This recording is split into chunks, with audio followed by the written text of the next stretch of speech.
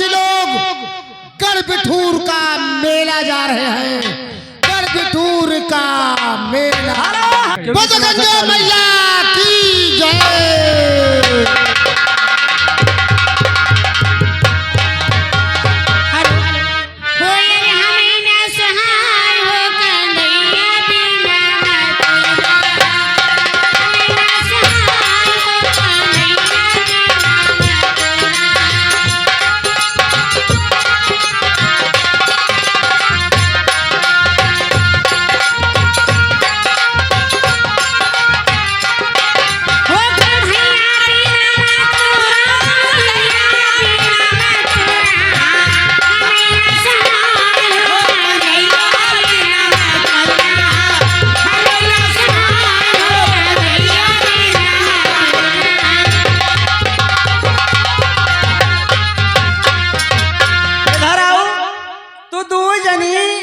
गाना गावत या गाना गान मारत अरे किस पड़वा चिल्लात मारे गई हो ये इतना ना तब कैसे।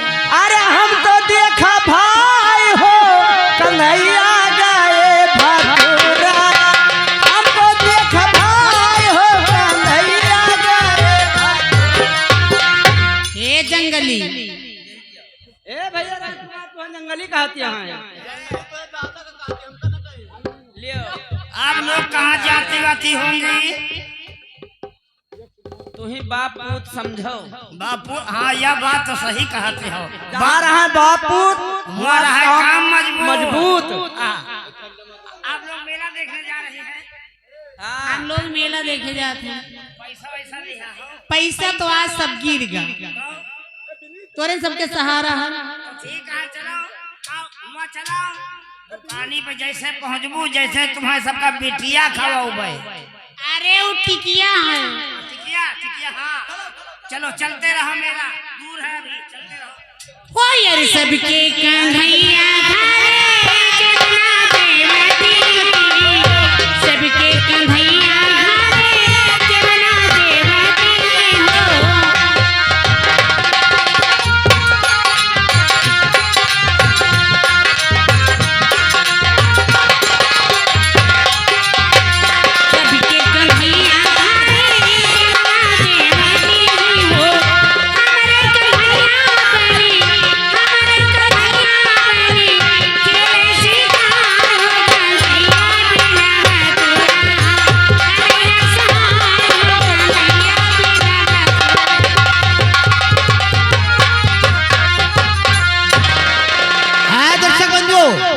इधर सभी ग्रामवासी लोग गढ़बिठूर का मेला जा रहे हैं और इधर देखिए महोबे की सीन।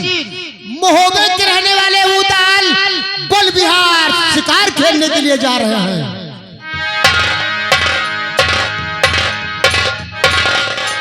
क्या देख रहा हूँ ये सभी नगरवासी सर धजकर और नाचते गाते न जाने ये लोग कहाँ जा रहे हैं। चलकर हम इनसे पूछता हूँ कि आप लोग कहाँ जा रहे हो।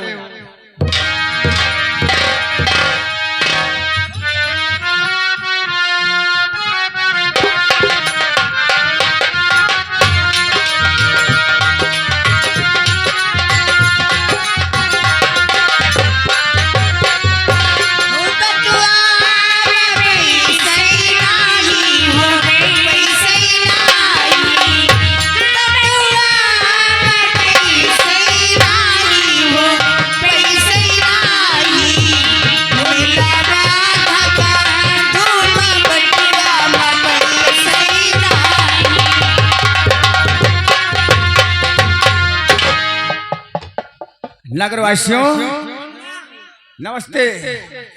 आप लोग गीत गाते हुए और नाचते गाते आप लोग कहाँ जा रहे हैं?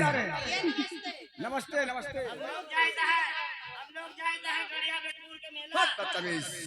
गढ़िया बिठूर नहीं गढ़बिठूर का मेला होगा। ये बदतमीज जब बोलना नहीं आता तो बोला मत किया करो। इतना मारूंगी ना तुम्हारी जीभ भी कट जाएगी। शुद्ध शुद्ध बोला करो। तो आप लोग कहाँ जा रहे हैं? भैया हम लोग गढ़बिठूर का मेला देखने जा रहे हैं। तो आज गढ़बिठूर का मेला लगा है। जी हाँ। आप लोग सब धक्कर गीत गाते हो नाचते गाते आप लोग गढ़बुढ़ का मेला देखने जा रही हैं, लेकिन आप लोगों के साथ मेला देखने मैं भी चलूंगा। तब तो अच्छी बात है, तब तो फिर हम लोगों का रुपया बच जाएगा। लेकिन मैं वापस दरबार जाता हूँ, बड़े भैया से इजाजत लेकर आऊंगा और आपके साथ मैं भी चलूंगा।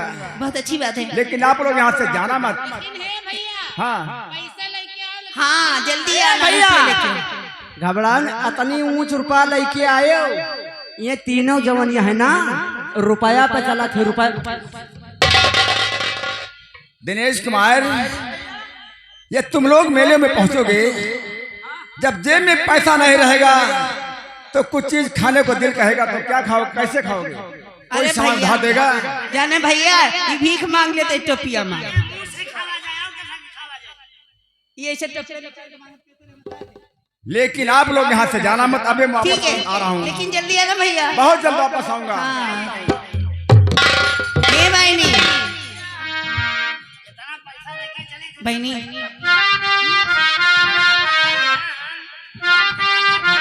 दिखाओ, देखो कितना पैसे ले आए।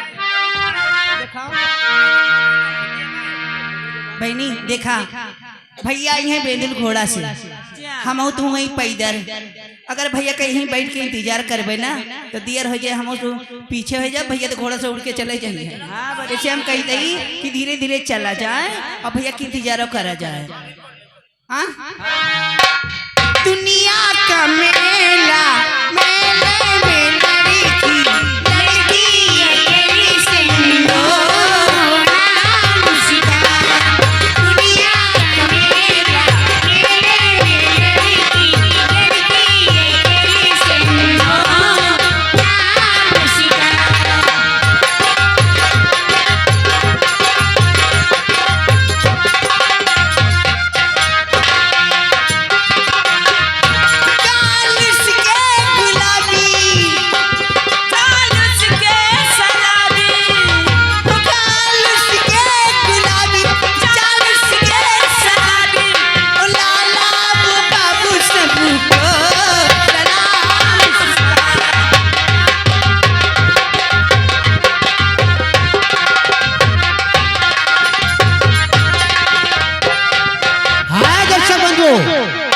इधर सभी ग्रामवासी लोग गढ़बिठूर का मेला जा रहे थे और इधर उदाल वन विहार शिकार खेलने के लिए जा रहे थे।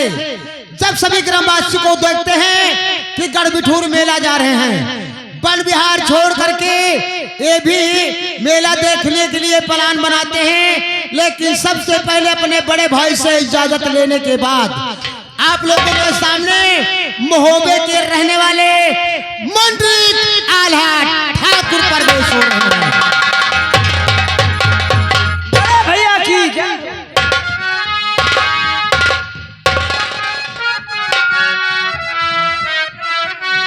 बड़े भैया आपका इंतजार हो रहा है, इसलिए कि जब तक आप दरबार में नहीं रहते भैया दरबार एकदम सुना रहता है।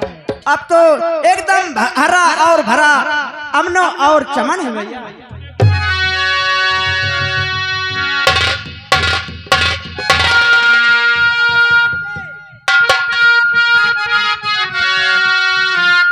बड़े भैया, मैं आपसे कुछ कहना चाहता हूँ।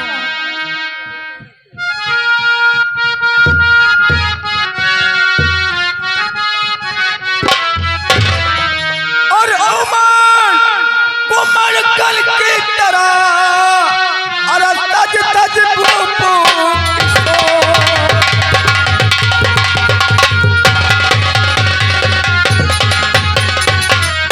उमर घुमर कल की तरह और तज तज भूप किशोर और चले काट गज बाज रथी अरे चल बिठूर की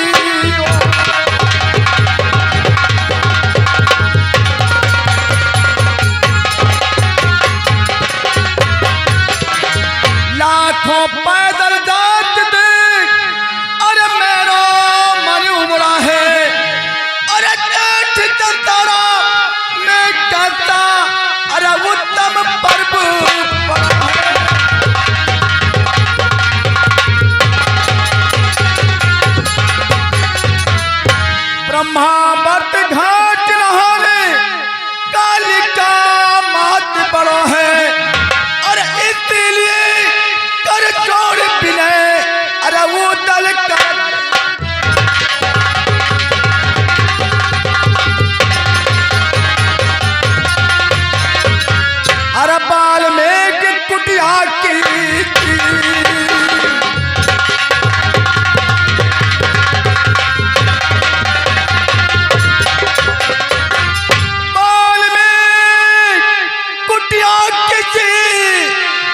बैठो सीता की चाकी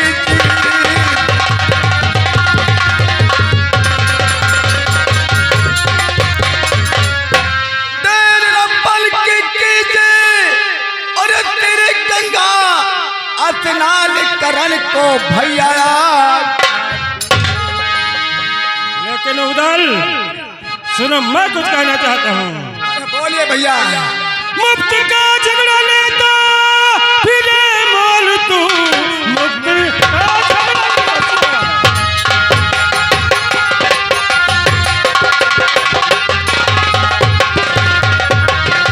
लेता फिरे मोल तू, बात सहने की है तुझ में आदत नहीं। ठान मत ठानी गंगा की, वहां जाने की तू का।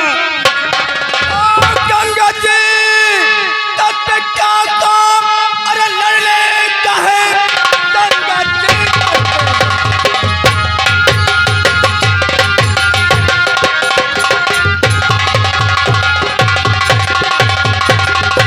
अरे लड़ने का है, लड़ता अपनी तरफ से हूँ, जबरन नहीं। कौन कर सहजा कर जब पी ले कोई इज्जत कमजोर आए गजराज जयचंद दल बल सहित आए।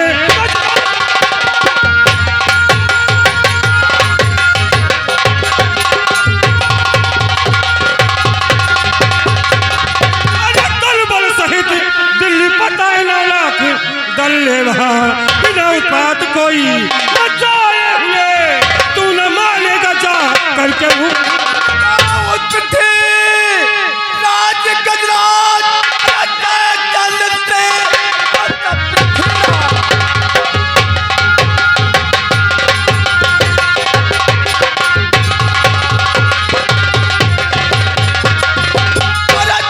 चंद से बड़ा भैया कभी तो न डरता हूँ मैं। इसलिए क्या नहीं देना दो इजाजत मुझे, दो इजाजत मुझे, अरे वरना गंजर खले खाल मरता।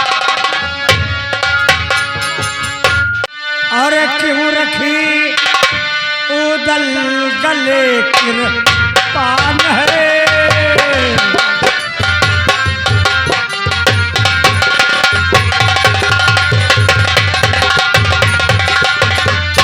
अरे क्यों रखी उदल अलग गले कृपान है। और बात क्या ये भान जे बलवान है।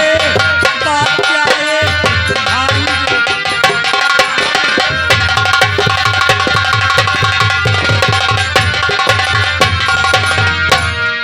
मामा जी सुनो, मैं बता रहा हूँ बात क्या हो रही है। अरे ना रहा कहना हमारा मान है।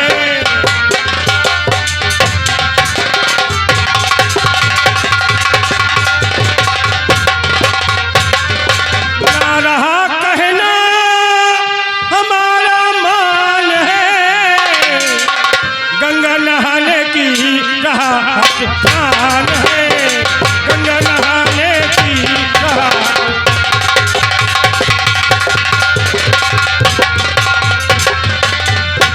अरे भेज दो गंगा, अरे नहाने के लिए। मामा जी और भेज दो गंगा नहाने के लिए। अरे क्यों मना करते ये कर है रान है। क्यों मना करते ये कर रान है।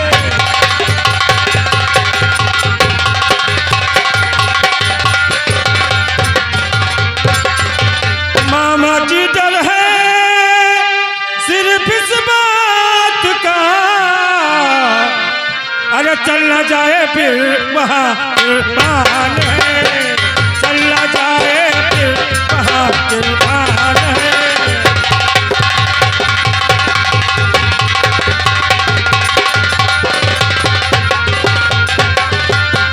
अरे भेज दो उदल को, अरे मेरे संग में।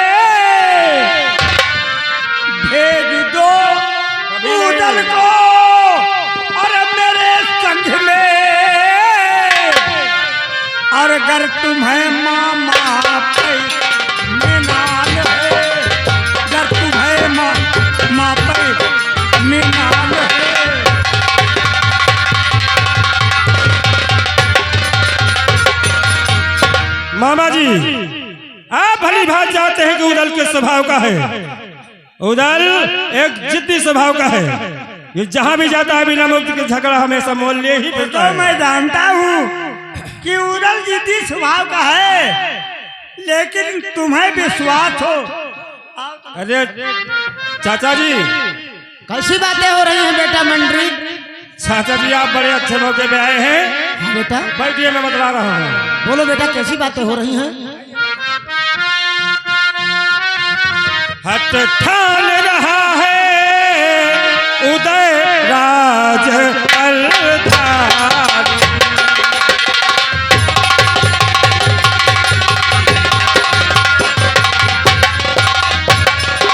हट ठान रहा है उदय राज बलधारी। ऐ चचा कलंसी क्या है सलाह तुम्हारी।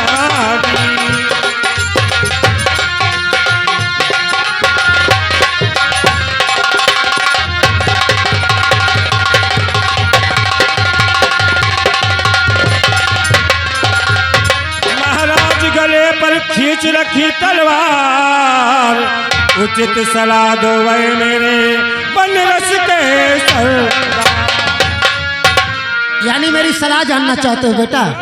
तो सुनिए बेटा, हम और ढेबा उदल के संग जाएंगे। आप और ढेबा भैया साथ जाओगे? हाँ बेटा।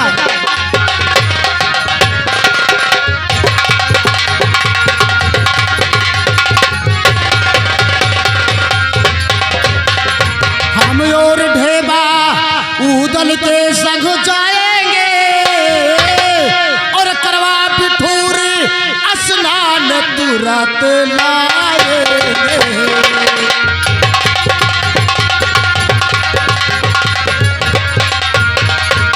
महाराज जो उदल से होगी तकरार,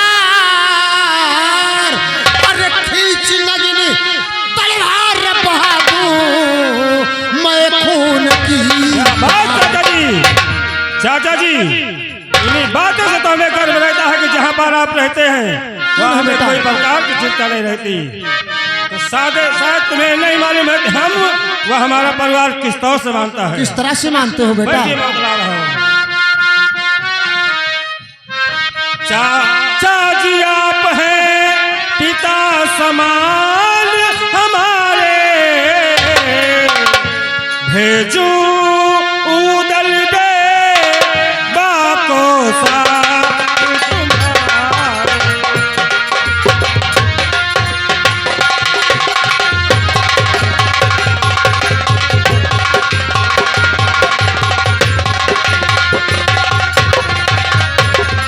महाराज आपका कहना है मंजूर, लेकिन तुम इसको रखना झगड़ा फिसाद से दूर।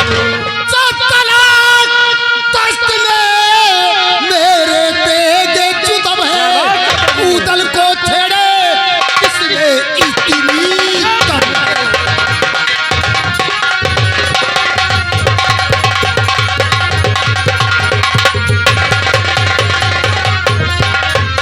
महाराज करो अब जल्दी सैन्य तैयार, अरे मानो मेरी बात मत करो कोई सोचे विचार।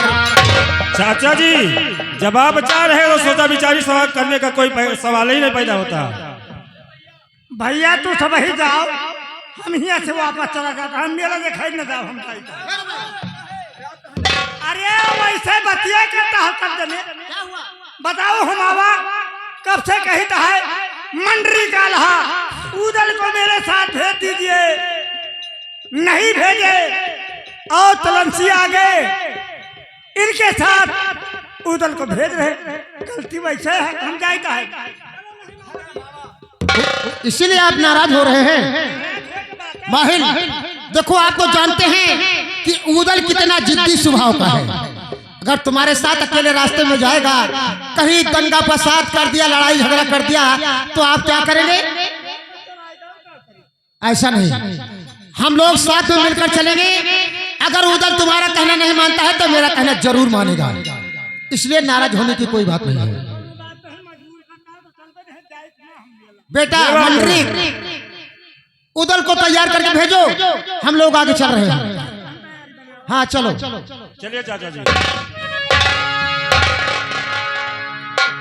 भैया उदल, हाँ भैया, तुम्हें तो मालूम है कि मामा जी के साथ मैं कदापि नहीं भेजता, लेकिन चाचा जी के आ जाने पर मैं तुम्हें शौक से भेज रहा हूँ। क्यों नहीं भैया? और उसके पश्चात जाओ, तुम्हारे लिए 1000 फौज भी सजवा दे रहा हूँ। अरे क्यों नहीं भैया, क्यों नहीं? जाओ, आदेश है तुम्हारे लिए, जाओ, खुश रहो। समय राम, जाओ, 1000 फौज सजवा दो, कोई चीज की कमी नहीं होना चाहिए। मैं चल रहा हूँ, समझ गए?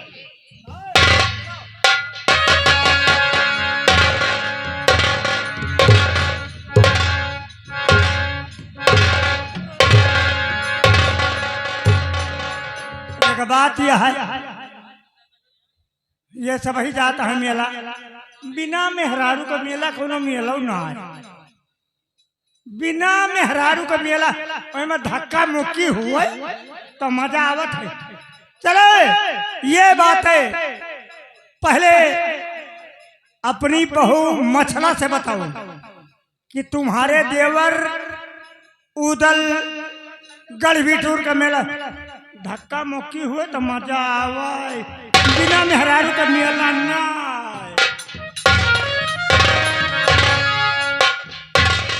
हाँ दर्शक बंधु, अब आप लोगों के सामने मंडरीक आला ठाकुर की धर्मपत्नी मछला रानी प्रवेश हो रही है।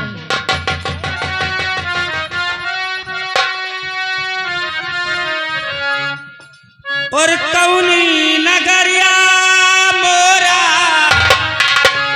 सैया जी के डेरा सखी हो